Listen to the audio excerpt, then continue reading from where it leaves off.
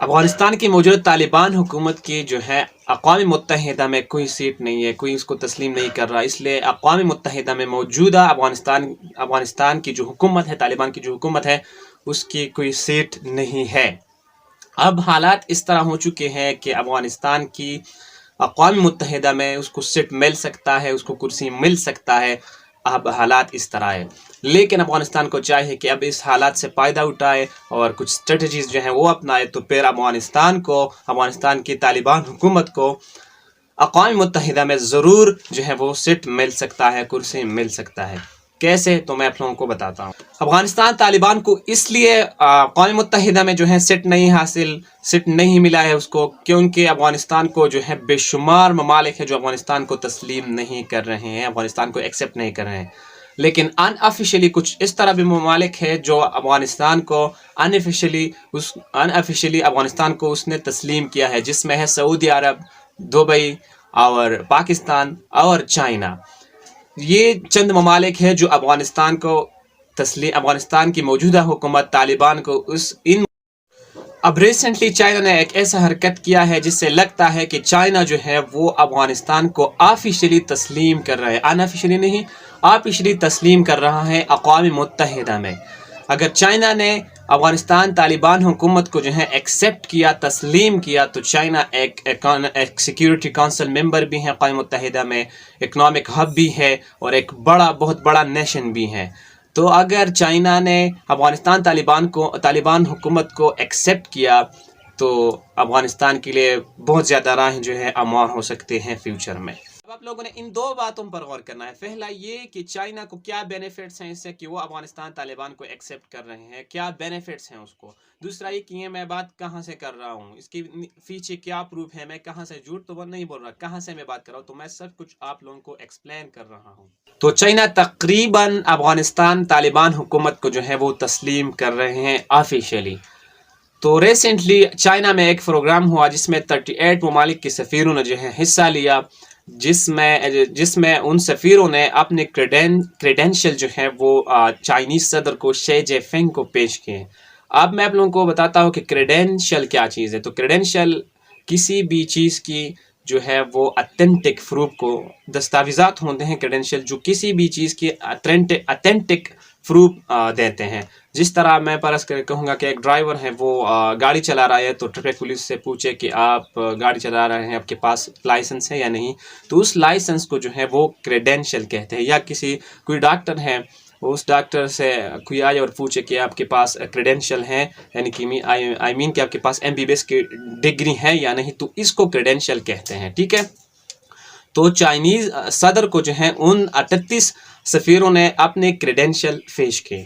تو ان 38 ممالکوں میں افغانستان بھی شامل تھا۔ افغانستان کے سفیر جس کا نام تھا اسد اللہ بلالی، وہ بھی ان 38 سفیروں میں شامل تھا۔ تو اس نے شی جے فنگ چائنیز صدر کو بھی اپنے کریڈینشل جو ہیں وہ پیش کیا، اور چائنیز صدر نے اسد اللہ بلالی جو افغانستان طالبان کا سفیر تھا، اس سے وہ کریڈینشل اس نے ایکسیپٹ کیا، جس کا ظاہر مطلب ہے اس کا کہ چائنا جو ہے وہ جا رہا ہے اور افغانستان طالبان کی حکومت کو جو ہے وہ ایکسیپٹ کر رہے ہیں، وہ تسلیم کر رہے ہیں۔ تو چائنیز فارن منسٹر نے کسی نے اس سے سوال پوچھا جس کا نام ہے وینگ وین بن، کہ آپ جو ہے آفیشیلی افغانستان کو جو ہے وہ افغانستان طالبان کو جو ہے وہ آپ لوگ ایکسیپٹ کر رہے ہیں۔ تو اس نے جواب دیا، اس نے کہا کہ سن 96 سے جو ہے وہ طالبان آ رہے ہیں اور ہم کبھی جو ہے طالبان کو ایکسکلوڈ نہیں کر سکتے۔ افغانستان اب ایک ریاست ہے، ہمیں چاہیے کہ ہم افغانستان کو انکلوڈ کریں یونائٹڈ نیشن میں، اقوام متحدہ میں، ہمیں چاہیے کہ ہم افغانستان کو جگہ دیں، سیٹ دیں۔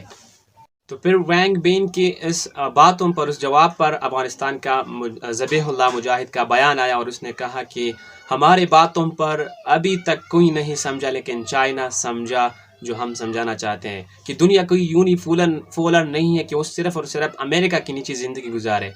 اب ان ممالک کو چاہیے، فرض کریں ایران کو چاہیے، ایران کو چاہیے، رشیا کو چاہیے، ان پڑوس میں جو جتنے ممالک ہیں اس کو چاہیے کہ وہ آ کر افغانستان کو تسلیم کرے۔ تو پھر ان باتوں پر امریکہ میں American spoken person Matthew mailer نے کہا کہ اگر چائنا آفیشیلی طالبان کو ایکسیپٹ کر رہے ہیں تو ٹھیک ہے، ہم بھی ایکسیپٹ کریں گے، لیکن ہماری کچھ شرائط ہیں۔ طالبان کو ہماری یہ شرائط ماننا ہوگی تو پھر ہم بھی جو ہے امریکہ کو طالبان کو ایکسیپٹ کریں گے، تسلیم کریں گے۔ تو امریکہ کی کچھ شرائط یہ ہیں کہ وہ چاہتے ہیں کہ وہ وومن رائٹس لاگو کرے اپنے ملک میں، افغانستان، ڈیموکریسی لائے، جمہوریت لائے، اور تیسرا یہ کہ وہ ہیومن رائٹس اس پر کام کرے افغانستان، تو پھر ہم بھی تسلیم کریں گے۔